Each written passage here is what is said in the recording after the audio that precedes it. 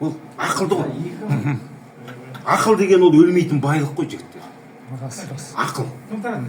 Ақыл деген жаңа айтып отырмын ғой, жігіттер, бұлар бақилық сана. Бұлар өлмейді, мәңгілік қалады. Фәнилік сана деген ол алдайды. Алтынмен, күміспен, малмен алдайды. Ол сені ертең анаяққа кетер кезде қолын бұлғайды. Дүние деген осы, ешкімнің емес досы дейді. Болар еді досы, ауымаса қосы дейді.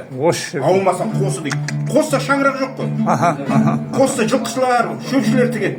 Жел тұрса құлақ болады ғой. Дүние деген осы, ауымаса қосы. Болар еді досы дейді, ауымаса қосы дейді. Дүниеге қызығамыз несін біліп. Азғана өмірдің қызығына еселеніп. Жалаңаш келіп, жалаңаш кетеміз ғой. Бес қарып мойынға тесі біліп дейді ғой.